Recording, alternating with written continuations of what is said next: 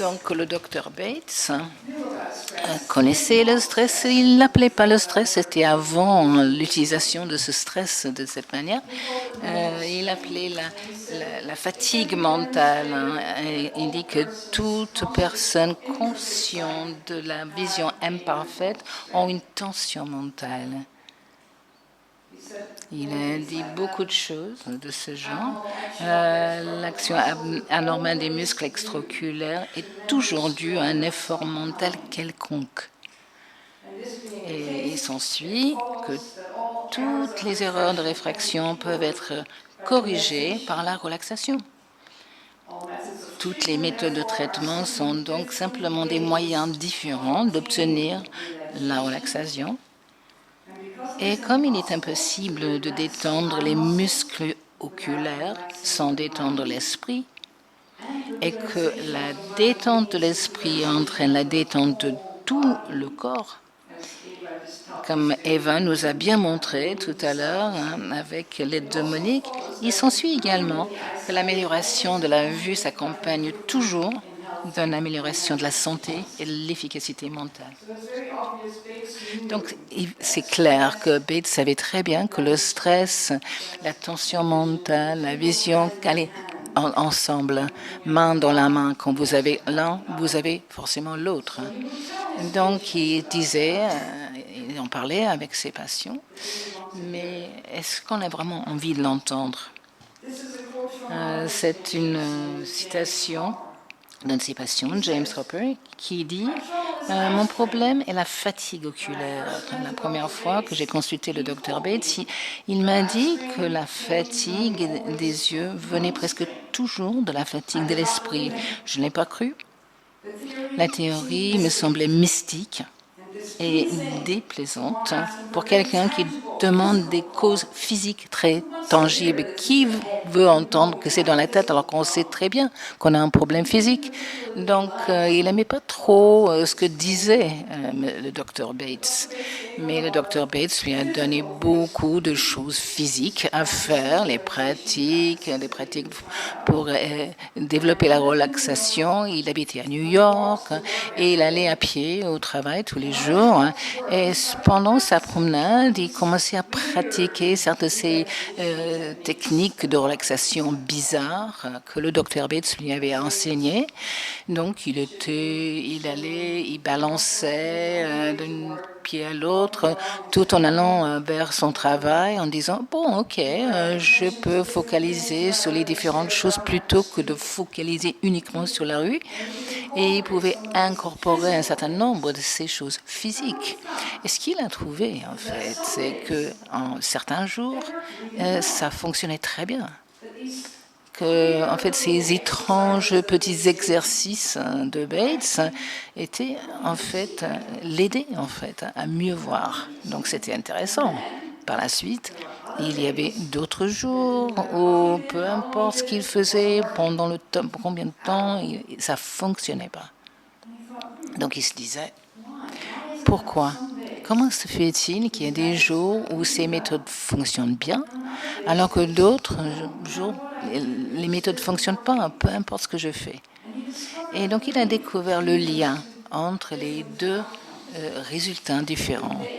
Les jours où ça ne fonctionnait pas, quoi qu'il en faisait, peu importe le balancement de son corps ou sa façon de regarder d'une manière détendue, ces jours-là où ça ne fonctionnait pas avant de partir au travail, il y avait des factures qui arrivaient par le courrier, par la poste. Il s'est rendu compte en fait que ces factures, c'était ça la cause de son stress, de sa tension mentale.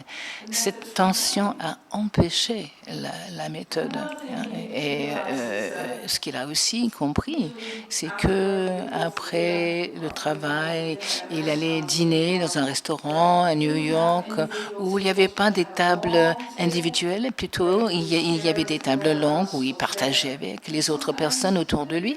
Et de temps en temps, c'était des personnes pleines de joie et il aimait bien le repas. C'était une expérience joyeuse.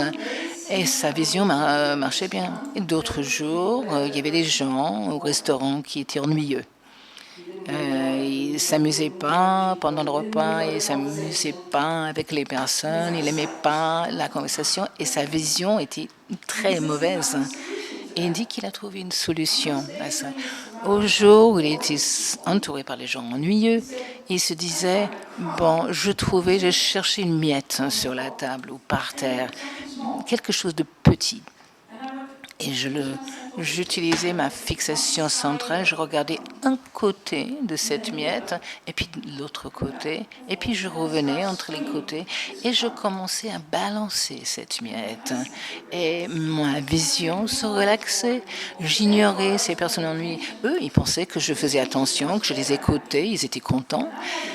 Mais moi, ce n'était pas du tout le cas. Moi, j'étais là en train de balancer ma miette. Et puis il s'est rendu compte que c'était très utile, que sa vision fonctionnait bien s'il commençait à balancer une miette.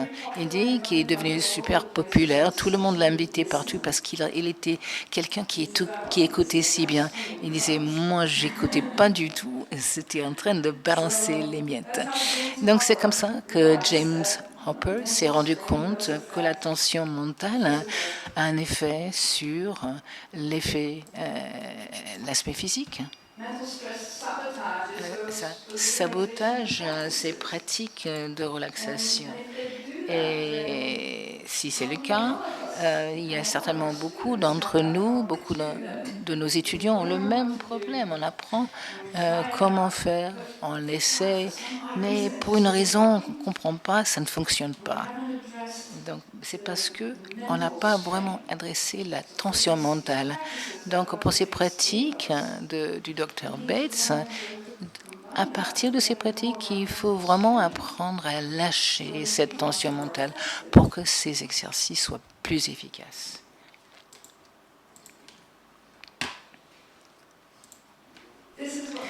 C'est ce qui se passe beaucoup. Donc voilà votre ophtalmologue qui dit vous allez devenir aveugle. Et puis le patient, quoi, dit quoi? Non, c'est pas possible, toute ma vie bien sa fin. J'avais quelqu'un comme ça il y a un an à peu près, il s'appelle Jason, et il a la trentaine, assez jeune, et suite à un problème de kératoconus, on lui avait dit qu'il allait devenir aveugle. C'était un jeune homme, il aimait bien sa profession, il travaillait beaucoup sur l'ordinateur, il était vidéographe, il faisait des films qui devenaient connus. Donc il montait sur le parcours de sa vie et il découvre qu'il a le kératoconus et le médecin lui dit qu'il risque de devenir aveugle. Heureusement, il habite pas trop loin de chez moi. Il est venu me voir et je lui ai dit, eh bien, c'est un problème de devenir aveugle. C'est pas forcément vrai. Avec kératoconus, il y aurait toujours de la lumière qui rentre. Vous allez avoir peut-être une vision un peu floue, mais vous avez toujours l'option de remplacer la cornée. Donc, c'est d'une manière chirurgique. Donc, j'ai un petit peu enlevé son angoisse, en quelque sorte. On a commencé à faire des pratiques de relaxation. Pour ceux d'entre vous qui étaient dans mon atelier hier, j'ai parlé de ce jeune homme. Il avait une sensibilité chimique qui était la raison de cette kératoconus. Il y avait le stress aussi, avec la tension mentale. Et il avait peur de perdre son travail, il avait peur de ne pas plus pouvoir conduire. Mais au bout d'un moment, il a vu que sa vision commençait à s'améliorer. Moi, je pense que les choses allaient beaucoup plus rapidement depuis la première séance. C'était un vendredi, c'était pas le cas, mais le lundi, il commençait à avoir des améliorations. Et je me suis dit, alors, qu'est-ce qui vous a pris si longtemps? Il a dit, mais je pensais pas que ça allait être aussi rapide. Et donc, pendant une période d'un an, on a travaillé depuis le mois d'août de l'année dernière jusqu'au mois d'août de cette année. Et il est revenu à une vision parfaitement claire. Son médecin a dit, je suis désolé, je vous ai donné une mauvaise diagnostic car vous n'avez pas de kératoconies. Il a fait une autre cartographie de la cornée et donc c'était finalement une histoire de succès. Moi, j'ai une autre histoire à vous raconter. La plupart de nos enseignants pour la vision sont connectés sur WhatsApp. Il y avait quelqu'un qui a posé sur un jeune garçon de l'âge de 5 ans qui avait été diagnostiqué avec l'amblyoplia. Et le médecin avait dit aux parents que si on ne fait pas de traitement, il va devenir aveugle. Donc le garçon n'était pas conscient de sa situation, mais les parents, en recevant ce diagnostic, étaient pleins d'angoisse et de peur. Ils ne savaient pas quoi faire. Donc Sigita a demandé aux membres du groupe d'un conseil. Et moi, j'ai dit la première chose à faire, c'est enlever la peur. Si les parents ont une peur infondée, ça va par la suite être contagieux. Le garçon va développer d'autres problèmes et ils vont finir par opter par une solution médicale plutôt que les solutions naturelles qui sont beaucoup plus efficaces. Je le connais du point de vue personnel. Je l'avais, cette maladie. Mon œil gauche ne fonctionnait pas avec mon œil droit. C'était peut-être un problème depuis la naissance parce que j'ai pas de souvenir d'une vision avec la profondeur. Et c'était seulement au moment de mon apprentissage en tant qu'enseignant de vision, on prend le doigt et quand on regarde au-delà du doigt, normalement on voit 2 doigts. C'était pas le cas pour moi. Et il y avait un doigt que je voyais bien, mais quand je regardais au-delà, il y avait une sorte de vision, image fantôme derrière.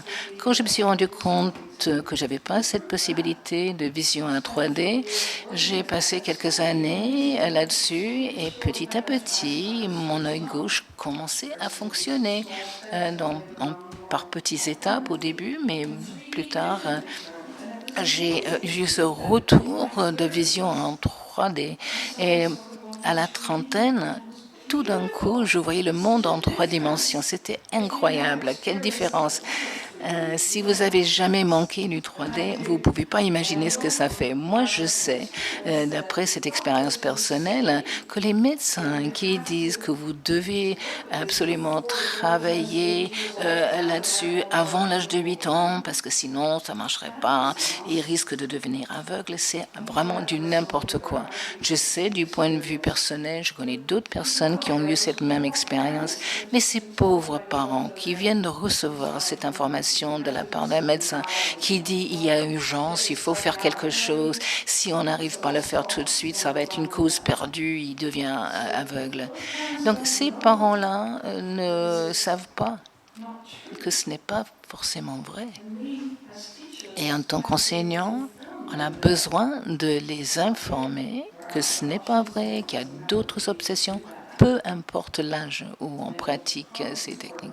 Et ça a toutes les chances de fonctionner bien. Il faut juste un peu de temps pour recréer ces voies neuronales. Donc, pour revenir à mes diapos, le stress en haut à gauche, les événements de la vie, y compris le pronostic de devenir aveugle.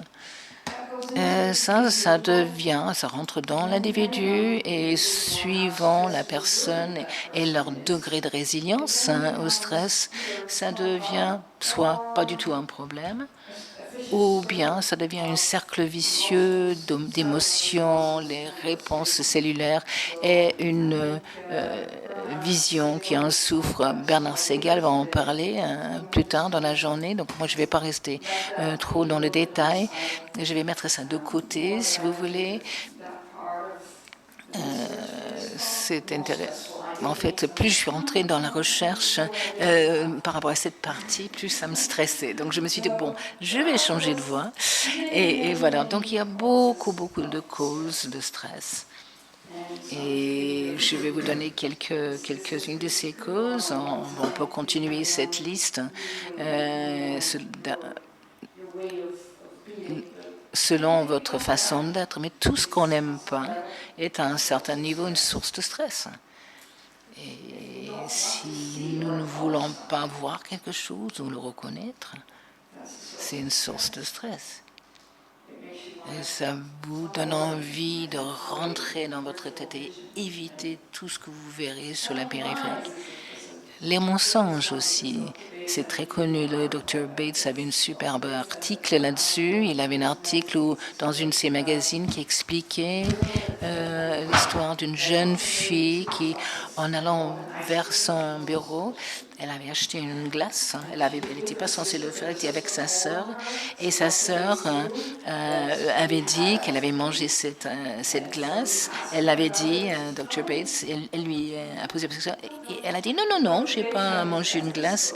Mais le Dr. Bates avait son rétinoscope et on voit les changements au niveau de l'œil avec le stress créé par les mensonges. Donc lui, il le savait.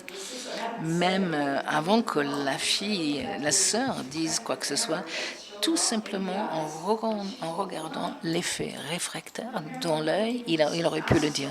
Et apparemment, vous pouvez dire à quelqu'un de dire je m'appelle Tina. Si je le dis et je m'appelle pas Tina, apparemment il y a une petite erreur réfractif qui se produit en disant ce mensonge. Quand j'étais jeune, nous avons tous nos passés un peu sombres. Je ne suis pas la seule. Mais quand j'étais jeune, il y avait une période où je faisais des mensonges, je mentais à mes parents par rapport à ma relation avec quelqu'un. J'ai dit non, non, non, non, je le vois pas, on se fréquente pas. Mais en fait, c'était pas vrai. En secret, je le fréquentais, ce garçon. Donc, c'est une période de beaucoup de stress parce qu'il fallait que je me souvenais à qui j'avais raconté quel mensonge et ça se complique très très très très vite. Donc j'ai appris éventuellement, ça m'a demandé quelques années. C'était une période aussi où j'avais des problèmes de myopie. Et j'ai appris que raconter la vérité est beaucoup plus décontractant. Et c'est ce que je fais maintenant.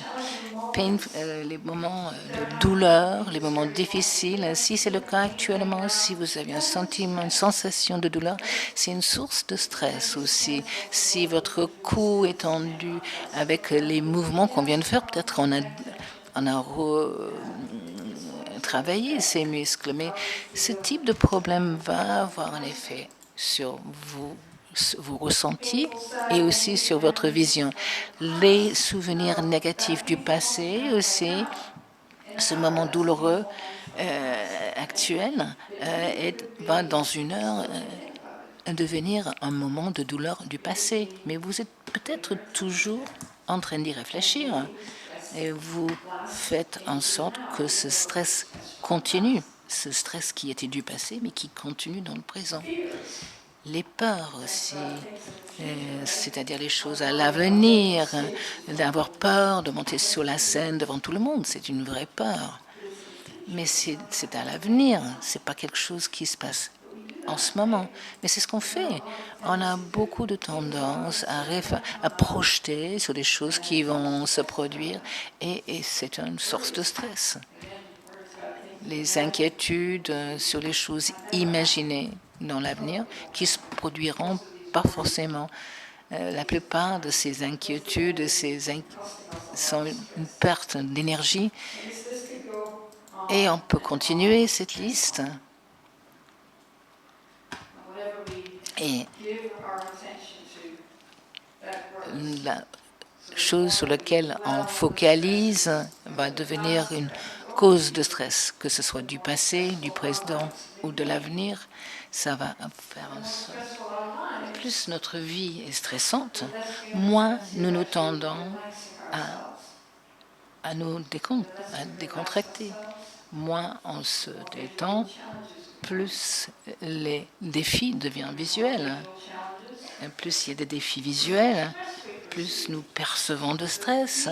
Donc, c'est une sorte de cercle vicieux qui continue jusqu'à vous le reconnaissez. On s'en lasse et on commence à faire quelque chose. On casse ce cercle. Donc, c'est ça. C'est de ça que je veux parler maintenant. Breaking the cycle. Différentes techniques pour casser ce cycle. C'est une liste qui est tout aussi longue que la liste des choses qui peuvent vous stresser. Je vais en énumérer 10. Le premier, c'est la technique du Dr Bates, qui est la mémoire de fondation. Le Dr Bates l'a appelé un essai, un test de fondation dans l'un de ses articles médicaux. Il a parlé d'un test médical. Je n'aime pas trop le mot test, mais c'est quelque chose qui comporte un certain stress. Essayons Foundation Memory, mémoire de fondation. C'est ma façon d'expliquer les choses à mes étudiants. Essayons de trouver cette mémoire de fondation. Et c'est quelque chose d'heureux. C'est une mémoire heureuse, pleine de joie, qui vous apporte du bonheur. Donc on a beaucoup de mémoires qui sont stressantes, mais on a aussi des mémoires qui sont joyeuses. Essayons d'en choisir une. Essayez de trouver quelque chose de facile. Dans mon livre Optimize, j'ai une image d'un petit nounours que je garde depuis mon enfance, un petit nounours qui a des petits boutons pour les yeux, une petite bouche rouge. Il est mignon, au moins je le pense. Et l'une de ses yeux est tombée il y a très longtemps, et maintenant ce nounours a un petit peu de feutre noir cousu à l'endroit où il avait son œil. Donc il est un peu bizarre comparé au nounours habituel. Mais pour moi, il est normal parce que je l'ai depuis si longtemps. Donc il est vieux, il est ancien, ça c'est tout relatif. Mais bon. Et à chaque fois que je regarde ce nounours, pour moi, c'est relaxant. C'est un article familier. Je sais combien il pèse, je sais comment ça se sent, je connais son odeur et je connais aussi ce petit œil irrégulier avec des coutures en verre. Et à chaque fois que j'y pense, je dois fermer mes yeux, je m'approche de mon petit nounours et je me détends. Peu importe ce qui se passe autour de moi. Je prends un exemple. Il y a un an, j'étais aux obsèques d'une femme que je ne connaissais pas très bien, mais on faisait partie du même groupe. On n'est pas vraiment devenus amis, on ne partageait pas vraiment nos vies en dehors de ce groupe, mais au sein du groupe, on se voyait assez régulièrement. Et elle est morte. Il y avait un service funéraire, des obsèques sur la plage, et j'y suis allé et je suis devenu très très émotive.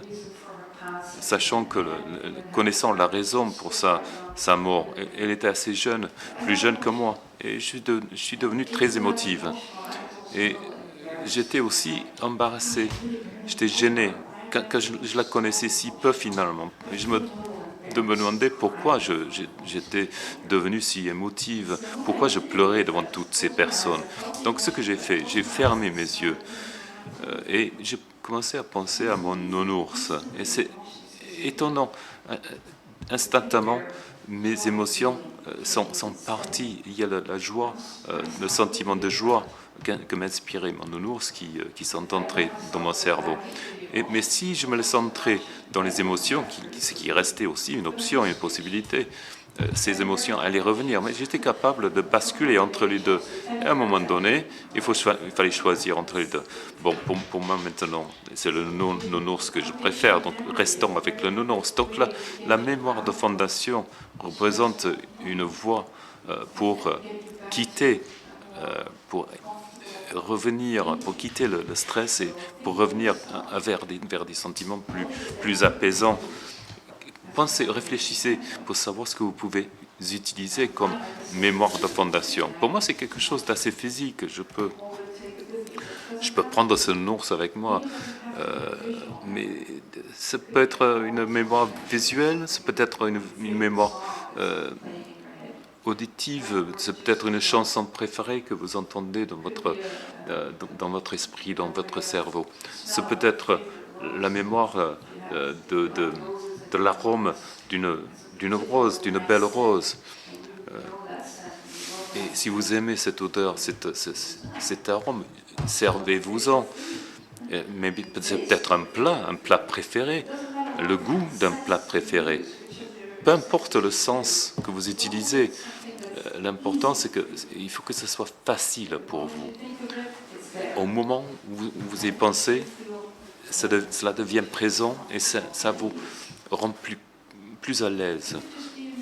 C'est peut-être une mémoire de quelque chose, d'une émotion, d'un moment de joie dans votre vie. Vous étiez peut-être sur la plage, très détendu, vous entendiez le bruit des vagues, le soleil, et c'était une journée très paisible. Retournez vers cette journée, les sentiments qu'elle vous inspirait. Choisissez quelque chose et l'utilisez comme encre. Il y a un autre exemple que j'aime beaucoup. Est-ce que vous avez jamais vu le film Hook, le capitaine Hook, où il y a Peter Pan qui grandit? Est-ce que vous connaissez ce movie, ce film Hook, le capitaine Hook? Oui, il y a quelques-unes. Donc dans ce film, Peter Pan est maintenant adulte. Il a ses propres enfants. Donc il est plus ce petit genou qui vole. Donc c'est un adulte qui a ses responsabilités, ses stress, et des enfants qu'il doit élever. Et les enfants, dans ce film, font des bêtises, ça crée des ennuis majeurs. Et la seule façon de les sauver, c'est de voler de nouveau, comme il a su le faire quand il était enfant lui-même. Mais il ne se rappelle plus comment le faire, comment voler. Il ne sait pas se lever, s'envoler, mais il y a Tinkerbell qui est là, et elle dit, Peter, donc ça fait clochette, il suffit d'une pensée heureuse pour voler. Et Peter Pan ne comprend pas pendant quelque temps, mais enfin, au fur et à mesure que l'histoire se déroule dans le film, il se rappelle tout d'un coup la naissance de son fils. Et cette mémoire, cette belle mémoire de l'enfant qui est né et l'amour qu'il a ressenti pour ce garçon et ce sentiment de la situation en tant que père avec sa mémoire de cet événement. Et il a commencé à s'envoler et puis il a sauvé ses enfants et le film se termine et tout le monde est heureux, tout le monde vit heureusement. Donc Tinkerbell, la fée Clochette, m'a expliqué qu'il suffit de disposer que d'une mémoire heureuse comme cela pour s'envoler. Et quand j'ai regardé ce film, je me suis posé la question de savoir quelle allait être ma pensée heureuse. Donc la pensée qui vous permet de voler, c'est une pensée heureuse, donc vous pouvez vous en servir. Il suffit d'une seule pensée heureuse pour voler, pour s'envoler. Et vous pouvez remplacer la citation de Tinkerbell, de la fée Clochette, avec votre propre version. Permettez-vous de voler, tout simplement. Utilisez aussi votre imagination. Je trouve que si je rencontre une situation de stress, un défi important, si je me retire en arrière d'un pas, et si je me dis, bon, même si c'était facile, et instamment, je laisse aller, j'oublie le fait d'être obligé de résoudre le problème. Et je commence à me poser la question de savoir si c'était pas facile finalement de résoudre le problème. Donc au lieu de s'efforcer,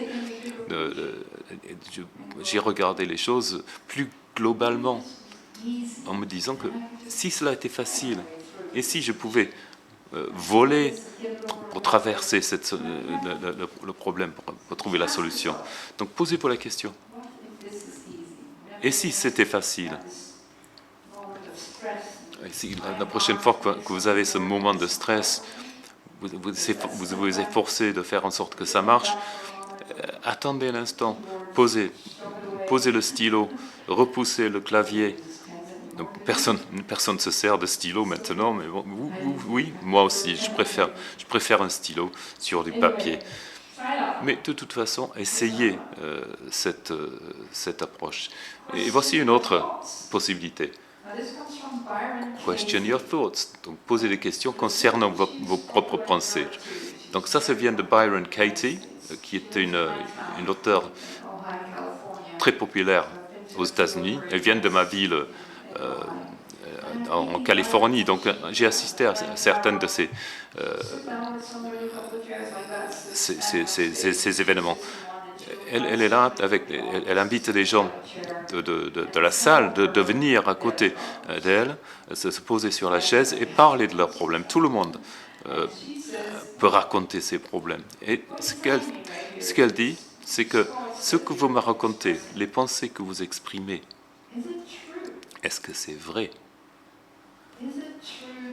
Est-ce que c'est vrai que votre père vous a fait mal, par exemple? Est-ce que c'est vrai que votre chef est un sacré idiot, connard?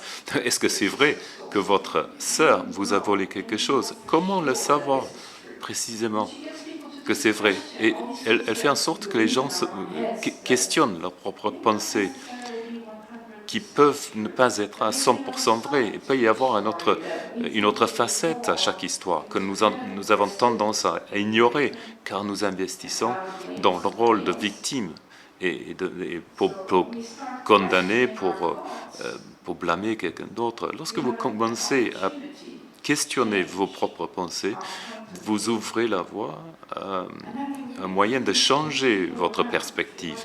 Et si vous regardez Byron Katie lorsqu'elle travaille, c'est étonnant la manière, la rapidité avec laquelle elle réussit à sortir ces gens de ces boucles dans lesquelles ces personnes se sont enfoncées. Il y a 4 questions à se poser. D'abord, est-ce que c'est vrai? La deuxième question, c'est est-ce que c'est vraiment vrai? Est-ce que vous pouvez être à 100% sûr que c'est vrai? La troisième question est de savoir si ce n'était pas vrai. Comment vous vous sentiriez si ce n'était pas vrai? Et la dernière question est de savoir si vous retourniez la situation de quelque manière que ce soit pour imaginer l'opposé, le contraire. Si vous dites que mon boss, mon chef est un vrai idiot, supposez qu'il était pas si idiot que ça, qu'il cherchait à vous aider. Et la pensée de mon père qui me faisait mal, peut-être il faut se poser la question de savoir si j'avais moi-même fait du mal à mon père. Et donc ces personnes réagissent. Donc si vous retournez la question, ça vous donne une perspective tout à fait neuve et vous relâchez ce rôle de victime et la répétition du stress qui devient votre histoire permanente. Vous questionnez, vous retournez les choses et le problème disparaît. Pouf.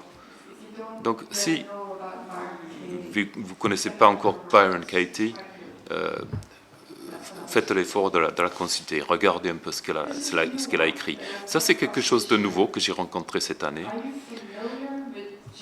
Est-ce que vous connaissez Jill Bolte Taylor? Non, c'est pas un nom connu ici. C'est une neuroscientifique des États-Unis. Elle s'est intéressée de près des recherches sur le cerveau, peut-être parce que son frère était schizophrène, qui avait des problèmes mentaux. Donc elle se posait la question de savoir comment il voyait le monde. Ce sont des choses, ma façon de voir le monde et la sienne sont deux choses très différentes. Qui a raison? Quelle est la bonne vision? Et lorsque son frère était diagnostiqué comme schizophrène, elle se sentait peut-être soulagée en pensant que sa façon de voir le monde était plus normale. Et donc elle a commencé à vouloir aider son frère, elle a commencé à étudier les sciences du cerveau. Elle est devenue neuroscientifique. Et, et donc, à un moment donné dans sa carrière, elle connaissait beaucoup de réussite, elle travaillait énormément. Et à un moment donné, elle avait mal à elle s'est réveillée, et elle avait mal à la tête. Et dans les heures qui s'en suivaient, avec cette douleur, sachant qu'elle devait se rendre au travail, mais avec ce mal de tête, mal au crâne, ce qu'elle a compris, c'est que elle avait un anévrisme au cerveau qui a provoqué un saignement. Et c'était du côté gauche. Et le côté gauche du cerveau est notre côté analytique pour la pensée. Et au fur et à mesure que le saignement progressait, elle perdait petit à petit sa capacité d'utiliser le côté gauche de son cerveau. Et en tant que spécialiste, elle savait qu'elle rencontrait une difficulté énorme, mais elle s'est dit aussi que c'est quelque chose d'extraordinaire. Là, je suis en train de m'appuyer sur mon cerveau droit, mais il n'utilise pas les mots, mais il se sert des sensations, des sentiments. Mais ça me rend heureux. C'est un moment de joie, parce que je n'ai pas ce bavardage des mots du côté gauche. Mais je dois aller travailler et je suis en train de perdre, d'oublier des choses. Donc, comment dois-je faire? Mais elle a réussi à trouver une solution en disant je dois téléphoner à quelqu'un. Mais à ce moment-là, elle avait déjà perdu la capacité de reconnaître des chiffres parce que ça fait partie des activités du cerveau gauche. Donc, ce qu'elle a fait, elle a trouvé le numéro sur une carte. Une carte professionnelle, c'était un collègue quelconque, mais elle a trouvé son numéro de téléphone. Elle a réussi à comparer les images sur la carte avec les symboles sur le téléphone. Elle a réussi à composer le numéro. Et heureusement, la personne à l'autre bout du fil a répondu. Elle a dit « Hey Jill, comment ça va ?» Et elle a commencé à répondre sans savoir que ce qu'elle disait n'était pas composé de paroles, mais c'était une sorte de bruit. Waouh, waouh, waouh.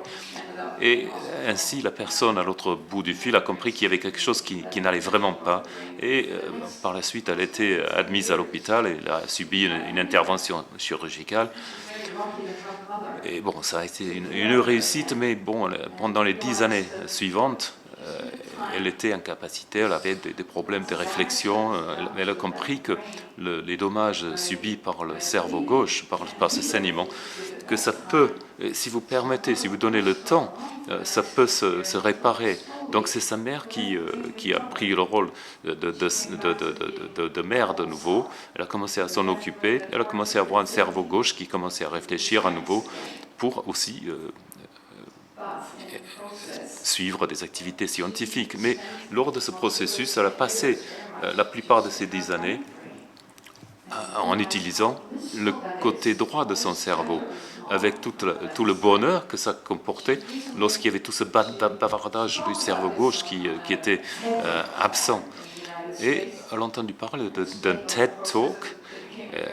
C'est un discours qu'elle a fait qui est devenu viral sur Internet. Elle a écrit un livre sur cette expérience en parlant de ce qu'on appelle My Stroke of Insight, mon anévrisme de la perception.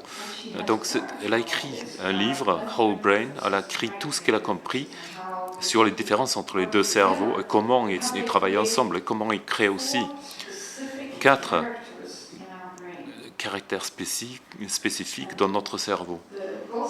Les deux côtés du cerveau disposent d'un côté de réflexion et un côté émotionnel. Donc la partie, elle attribue caractère numéro 1 à la partie gauche du cerveau qui réfléchit. C'est la liste des choses à faire, des choses à cocher, des activités. C'est le moi logique, c'est le moi qui fait des choses. Le caractère 2, c'est le côté émotif. du côté gauche du cerveau, où il y a toutes ces peurs, ces défis du passé. Oh, je dois me protéger à tout prix, et je vais me faire mal, je vais subir Et ça, c'est le côté de la caractère 2, ça c'est la partie qui est toujours stressée. Et côté droit, le côté de réflexion et la partie plus joyeuse. C'est lorsque tout va bien, numéro 1 peut se reposer, il y a le numéro 3 qui peut prendre la relève. Donc ça c'est le côté réflexion du cerveau droit. Et le caractère 4, c'est le côté émotif du cerveau droit. C'est notre connexion à l'univers. C'est la partie de Dieu. Et pour cela, tout va toujours très bien. Quoi qu'il arrive, tout va bien, la vie va bien, nous sommes OK. Donc on a ces 4 personnages dans notre cerveau qui doivent communiquer entre eux. Mais en général, il n'y a qu'un seul personnage qui tient le micro. Qui, parmi vos 4 personnages, a tendance à prendre le micro? Si c'est le numéro 1, vous êtes très productif ou productive, vous allez vraiment travailler. Si c'est le numéro 2, vous êtes stressé, vous avez beaucoup de problèmes. Si c'est le numéro 3, vous n'êtes peut-être pas très efficace, mais vous êtes très heureuse. Si c'est le numéro 4, vous êtes gourou. Mais on a tous ces 4 personnages. Tout le monde dispose de ces 4 personnages au caractère. Il faut être conscient de savoir à qui on donne le micro et qui parmi les personnages domine. Et est-ce qu'il ne serait pas utile parfois d'arracher le micro pour le passer à quelqu'un d'autre? Donc ce nouveau livre, Full Brain Living, c'est la vie à plein cerveau, c'est quelque chose de très, très utile. Lorsque l'un de nos personnages est sous stress, on peut lui répondre: je sais que vous êtes là pour me sauvegarder, me protéger, c'est votre boulot, mais je suis en sécurité déjà. Pourquoi ne pas passer le micro à l'un de vos collègues pour que tout le monde se mette ensemble pour faire ce qu'on a fait à huddle, la sorte de mêlée du cerveau, avec la participation de tout le groupe. Et puis on prend 1 minute ou 2. Donc tous ces stress créent ce cycle dans nos corps, dans nos veines, avec le cœur qui s'emballe et toutes ces hormones qui traversent le système lorsqu'il y a du stress.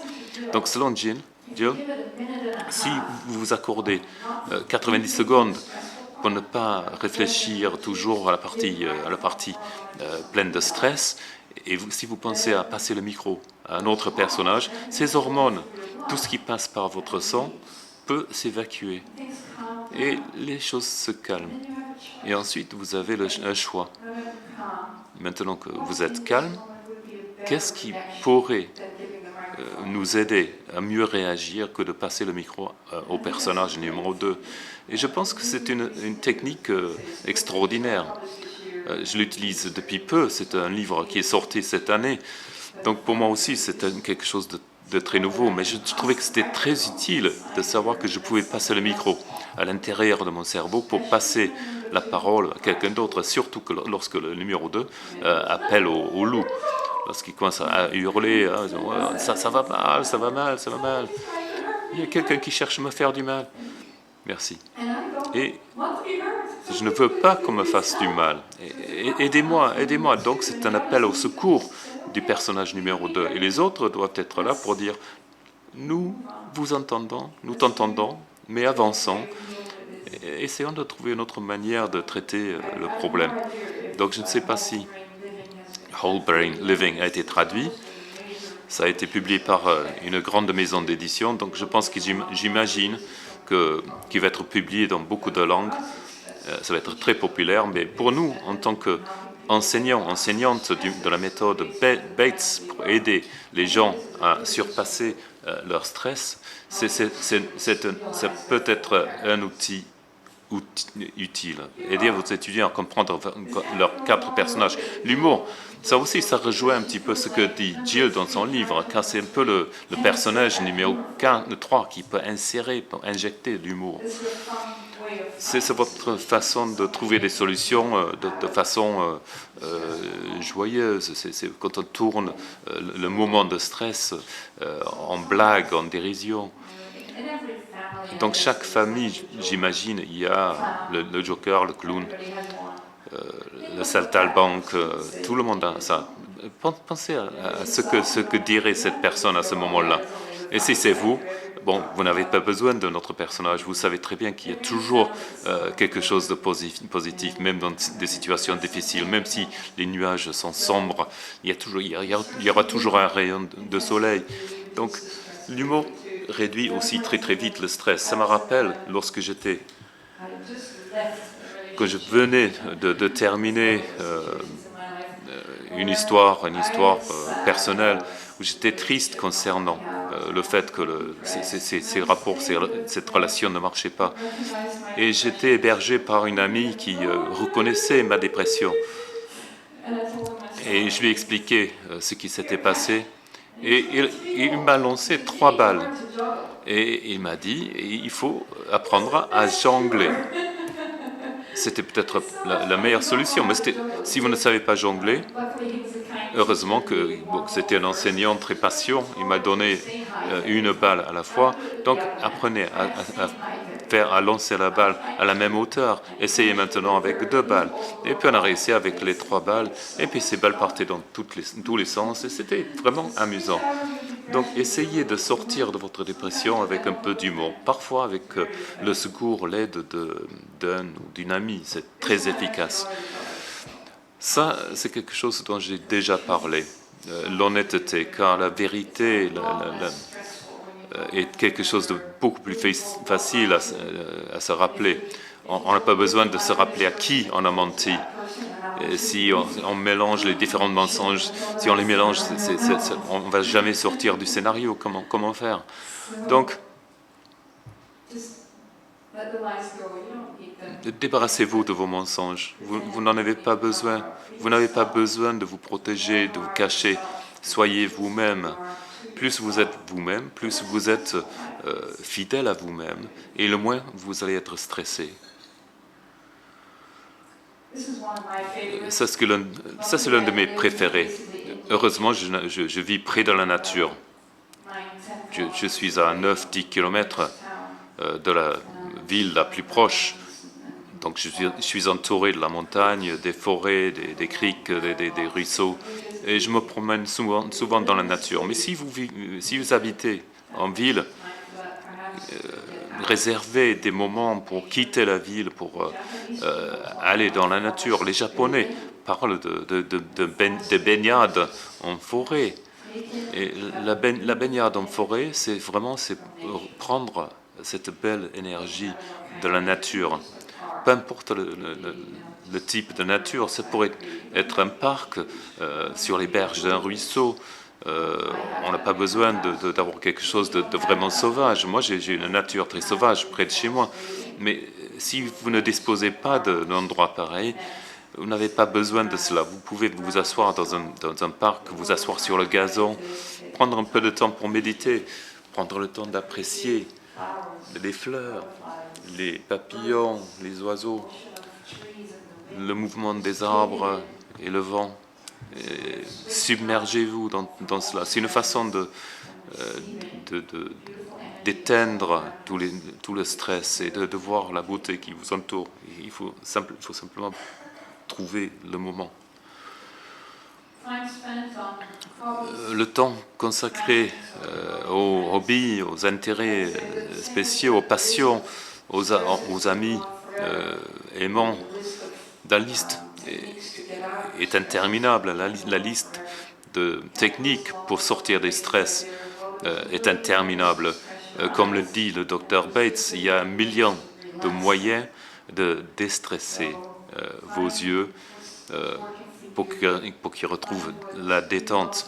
Donc, trouvez ce que vous aimez faire et en faire plus. Faire plus de ce que vous aimez faire. Et laissez pénétrer cette sensation de joie dans votre vie. Ça va aider vos yeux. C'est pas sympa, ça? Enfin, swing some crumbs, donc balancez quelques miettes, comme James Hopper dans le magazine Better Eyesight. Trouvez quelque chose à contempler. On voit un très bel exemple de l'œil en haut à droite. Essayez de trouver la pupille et regardez les deux côtés. Regardez les deux côtés. Faites en sorte que ça balance. Lorsque vous regardez un côté, regardez bien ce côté-là. S'il faut regarder l'autre côté, vous allez perdre la clarté du premier côté. Donc cette fixation centrale est à éviter. Laissez-vous balancer d'un côté à l'autre et puis profitez bien du reste de la journée de façon détendue, heureuse. Et j'espère que vous allez employer certaines de ces techniques, soit pour vous aider vous-même ou pour aider les autres. Et la vie devient beaucoup plus agréable lorsque vous êtes détendu et heureuse. Donc merci beaucoup